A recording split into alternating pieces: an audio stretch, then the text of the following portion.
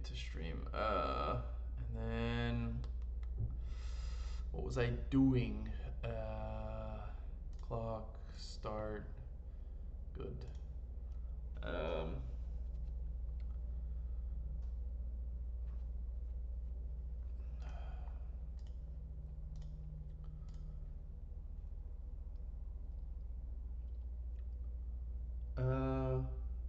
Okay, let's look at one thing real quick. I need to do this alongside this. So let's just quickly resolve this. 1 second.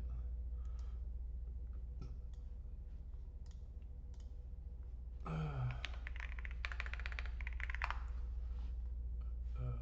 number is this? 216.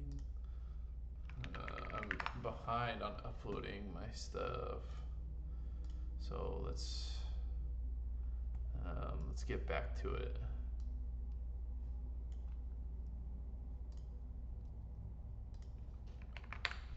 Two 216. Oh, I need a new playlist. New playlist, title.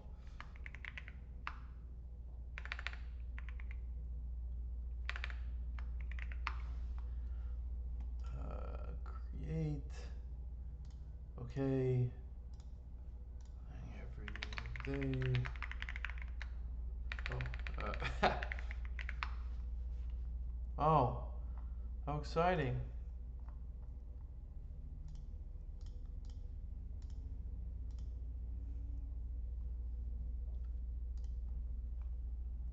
Okay, so that started, and now let's also do, God, I'm so far behind.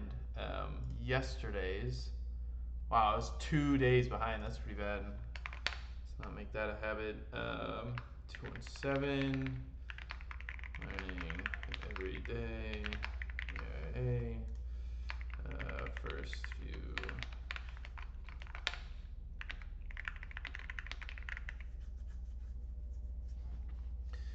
Okay. DDIA.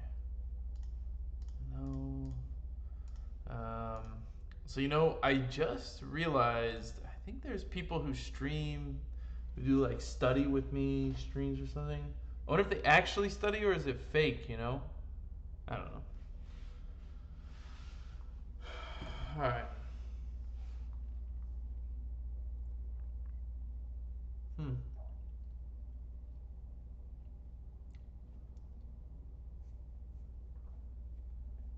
Wait, 2 minutes?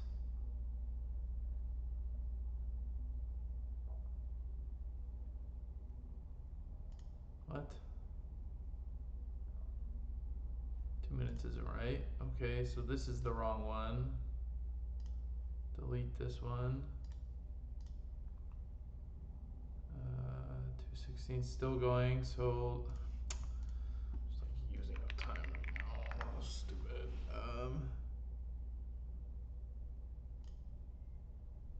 Oh, I see what happened. I uploaded so far from today. Is it still recording then? Yeah, okay. There we go. So let's do this again. 217. Every day.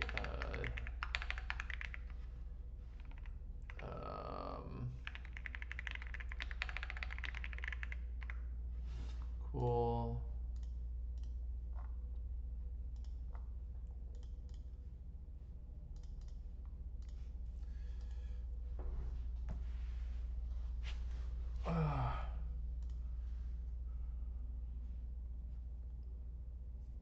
There we go.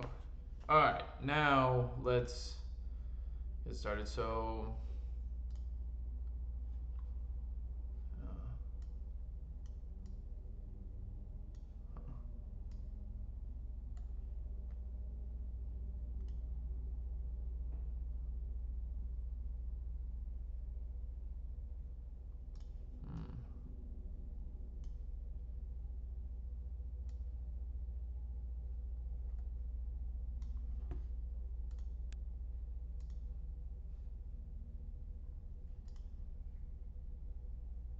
interesting.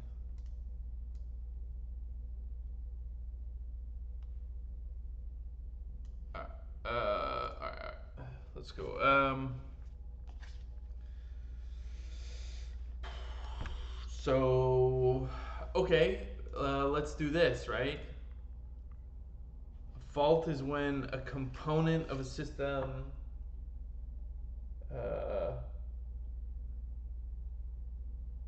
fails,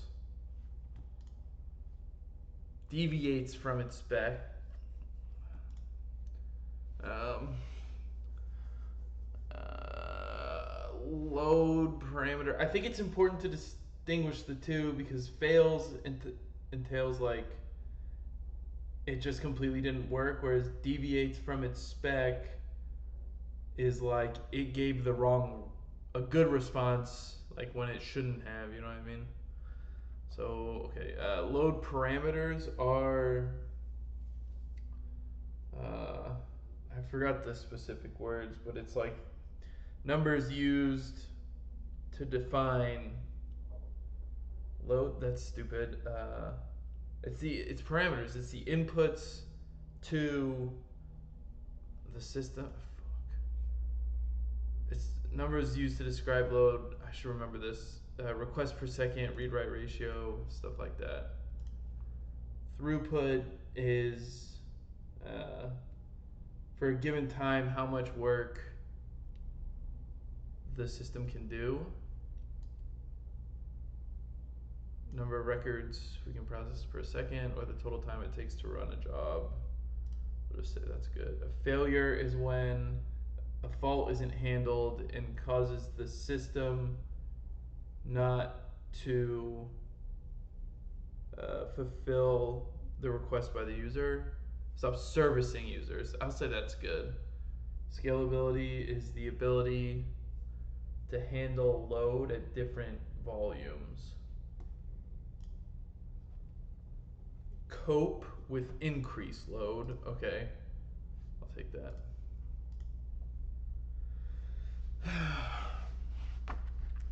All right. I feel like there's got to be something.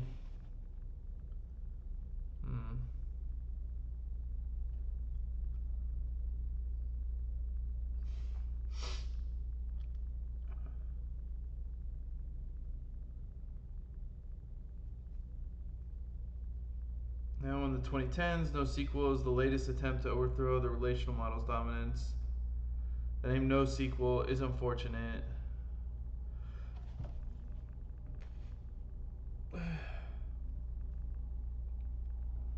Not only SQL.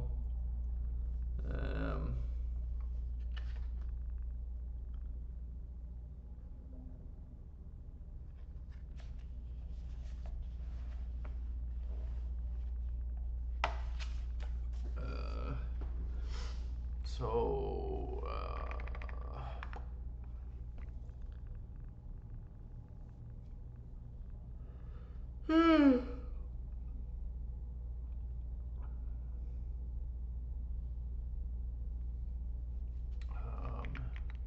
so does NoSQL mean no relational?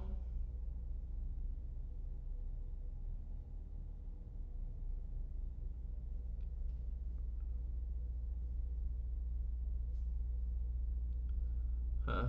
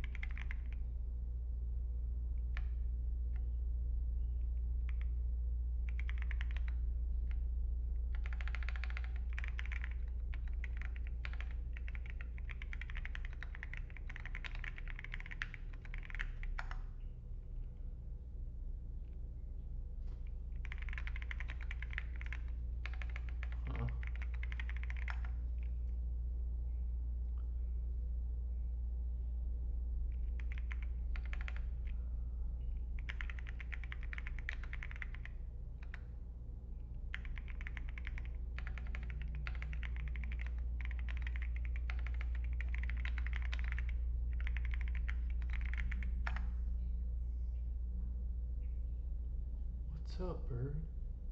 There's a bird right outside my window. Oh! There's a few of them now.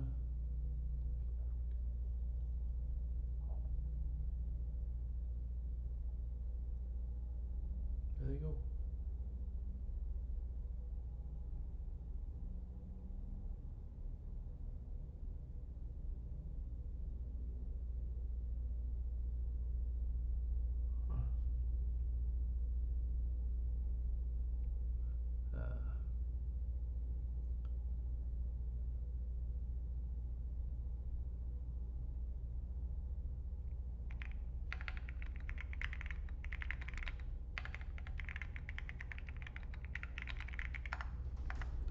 When I see dynamic data models, I just think of like,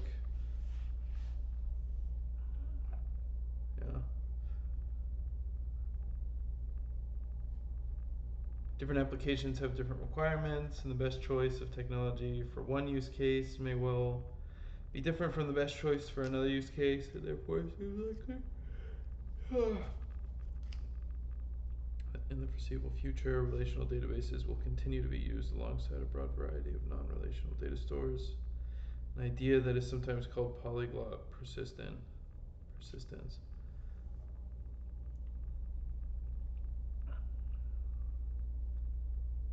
I guess we could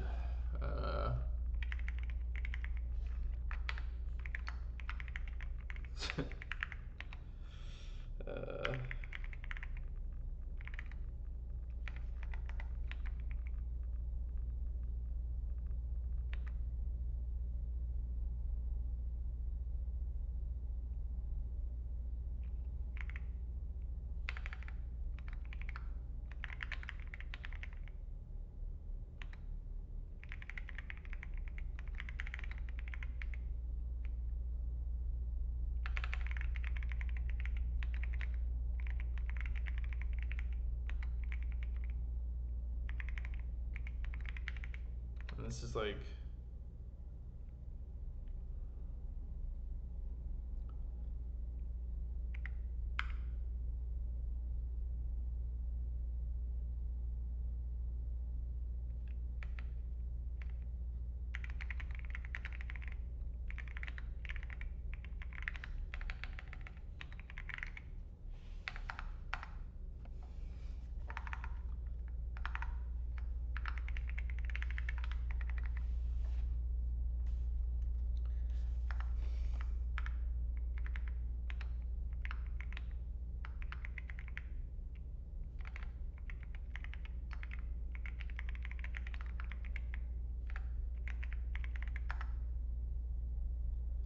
most application development today is done on object-oriented programming languages.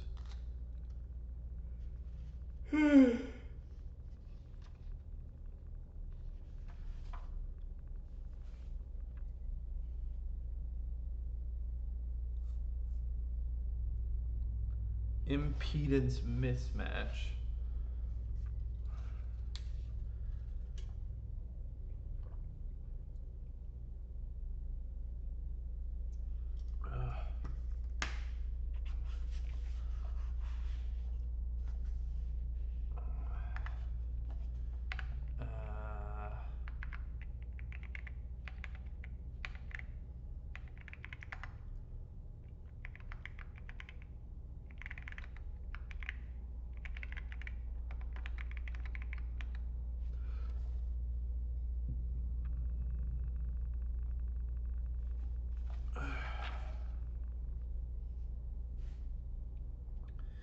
So most application development today is done in object-oriented programming languages, which leads to a common criticism of the SQL data model. If data is stored in relational tables, an awkward translation layer is required between the objects in the application code and the database model of tables, rows, and columns. The disconnect between the models is sometimes called an impedance mismatch. So it's when the data models in the application do not match the models of the storage models. Let's do storage. That's good enough, I think. Impedance. Did I misspell this? Impedance. What did I do? Ants. Is that right?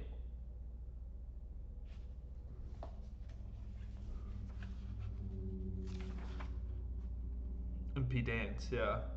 A term borrowed from electronics.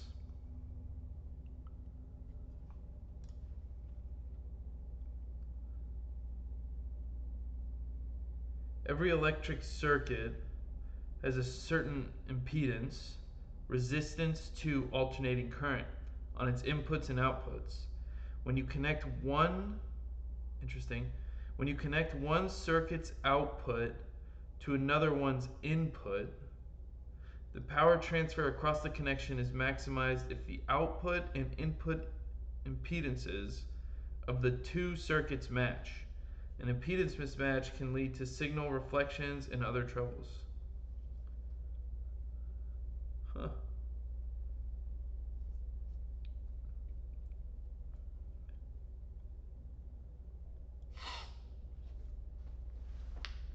Cool. Object-relational mapping, ORM frameworks like Active Record and Hibernate reduce the amount of boilerplate code required for this translation layer, but they can completely hide the differences between the two models. I can think of other problems too where so this is interesting. Just earlier, here, look, app developers create models, and the relational model, no. Oh, it's the first quote. Data models are perhaps the most important part of developing software because they have such a profound effect. Not only is the software, how the software is written, but also the way we're thinking about the problem, right? If that's true, then an impedance mismatch that's solved by a complex translation layer could result in like really unoptimized queries, because what you're doing, you're not thinking about the way the data is actually stored, you're thinking about it how it's interacted with in the application. That's kind of like if I was the service dev and I just need to fetch something, I'm not thinking about the tables underlying the data. I'm just using the ORM to fetch some rows. Maybe that's the right method and it's on the data engineer or the database engineer to set up the ORM. I don't know. But it's kind of interesting.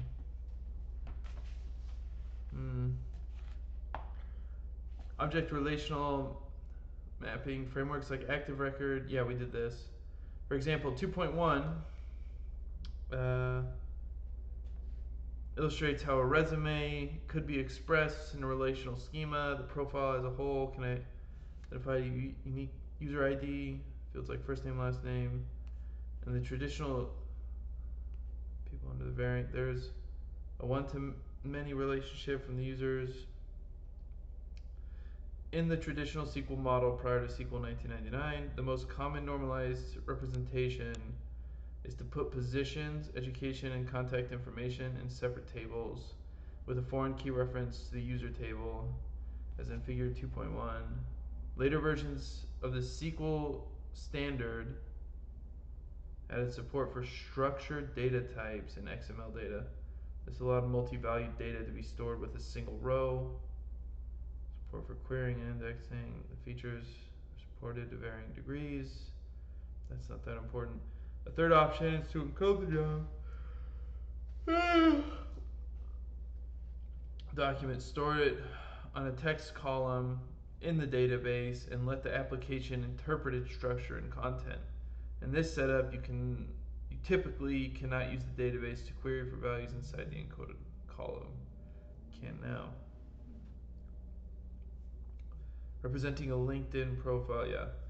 For data structures like a resume, which is mostly self-contained document, JSON representation can be quite appropriate. So here's some example JSON of the resume.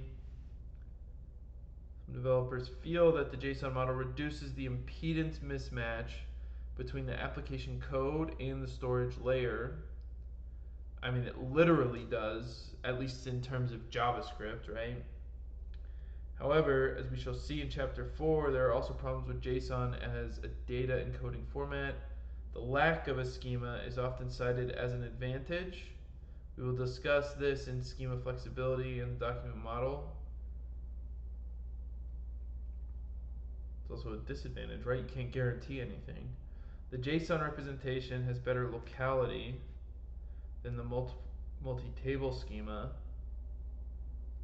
If you want to fetch a profile in the relational example, you need to either perform multiple queries or perform a messy multi-way join between the user table and its subordinate tables.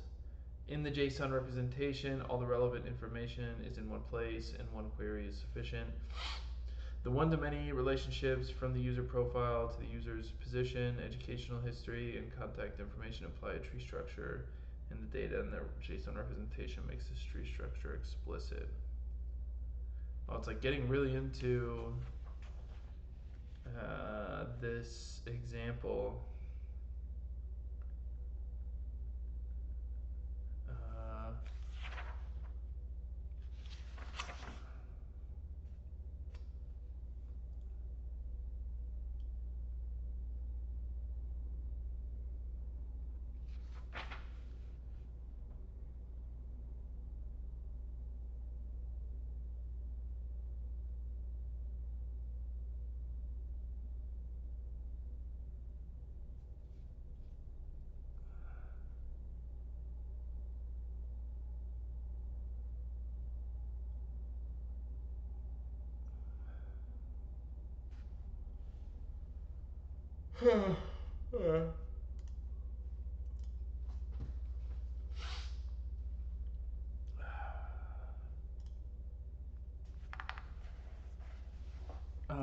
So what did I just read? Basically,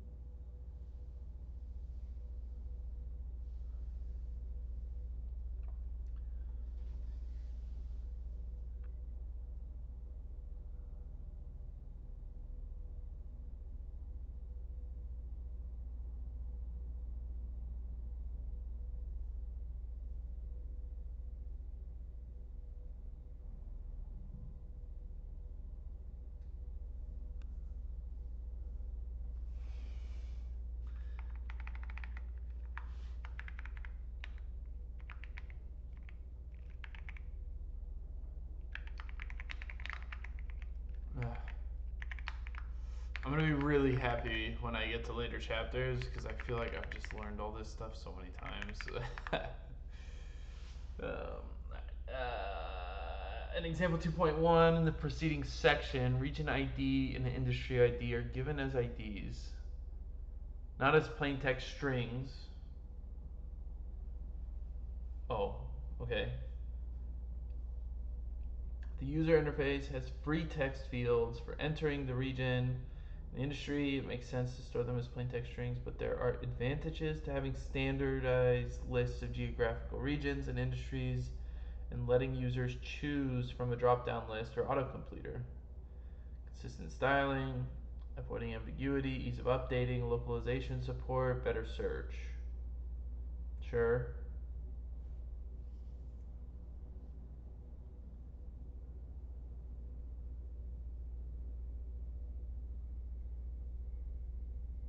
Whether you store an ID as a text string, whether you store an ID as a or a text string is a question of duplication. When you use an ID, the information that is meaningful to humans, such as the word philanthropy, everything it refers to. Using an ID is that because it has no meaning to humans, it never needs to change. The ID can remain the same even if the information it defines changes. Anything that is meaningful to humans may need to change sometime in the future. If that information is duplicated, all the redundant copies need to be updated. Right? That incurs write overheads and risks inconsistencies where some copies of the information are updated but others aren't. Removing such duplication is the key idea behind normalization in databases. So there's a note there, literature on relational, hold on.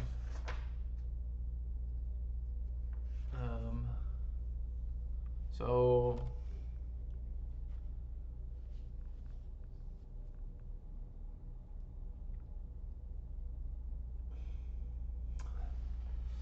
I don't know why, okay.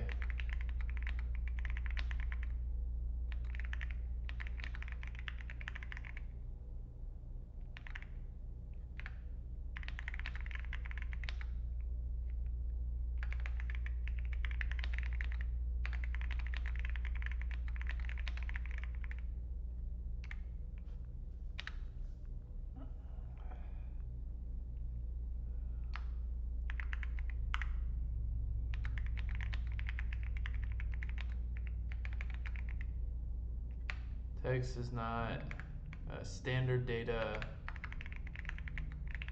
any data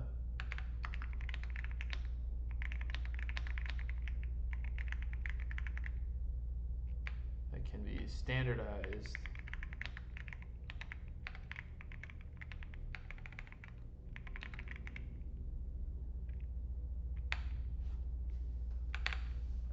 What?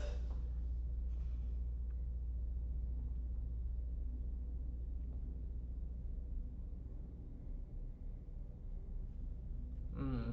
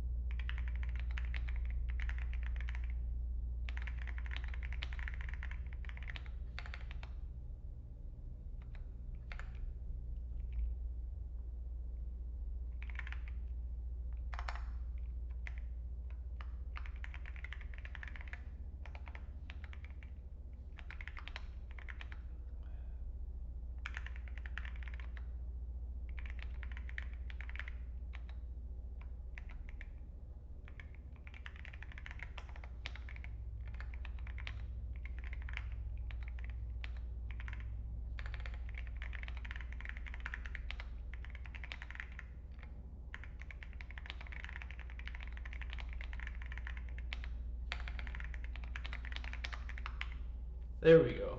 I think that's it. Oh, okay. Had a hard time kind of rephrasing that section right there. But I think that's good.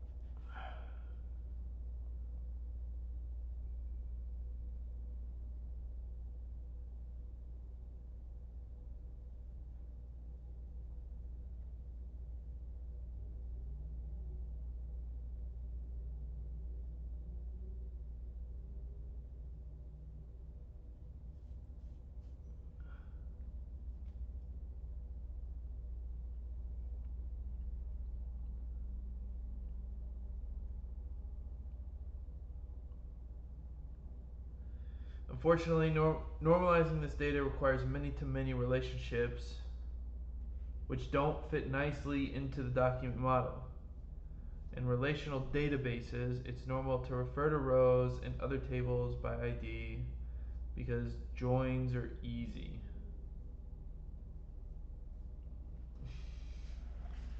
So normalization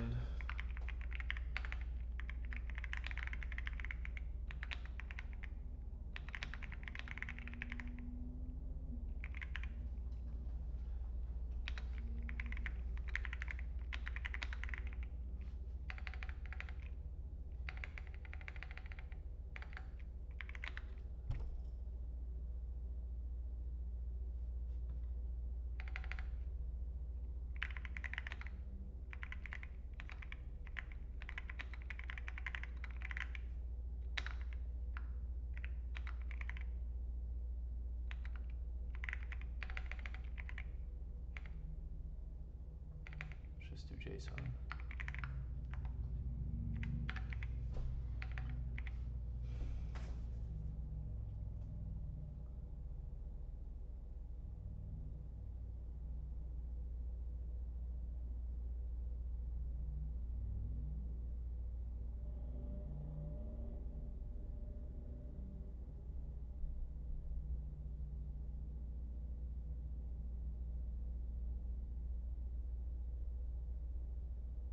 Huh.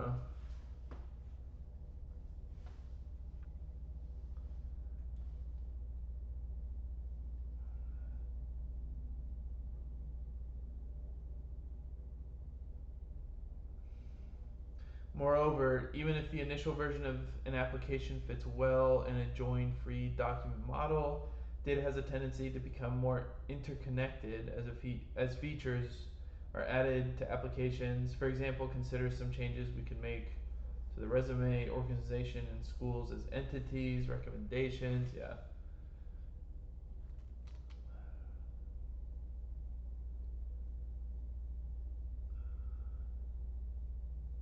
So it sounds like you end up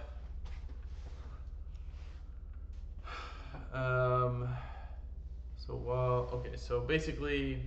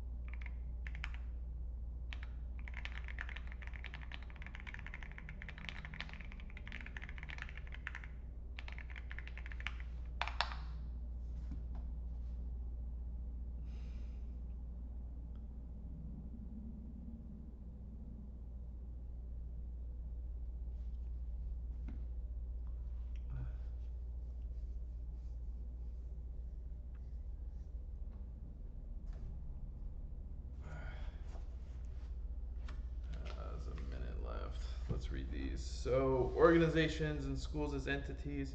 In the previous description, organization, the company where the user worked, and school name where they studied, are just strings. Perhaps they should be referenced to entities instead. Then each organization, school, university could have its own web page with logo, newsfeed, etc. Each resume could link to the organizations and schools that it mentions and include their logos and other information. It's nice. Recommendations. Say you want to add a new feature. One user can write a recommendation for another user. The recommendation is shown on the resume of the user who was recommended, together with the name and photo of the user making the recommendation. If the recommender updates their photo, any recommendation that they've written needs to reflect the new photo. Therefore, the recommendation should have a reference to the author's page. Our document databases, repeating history. No, it sounds like it's just different use cases, right? Pros and cons, baby. Pros and cons.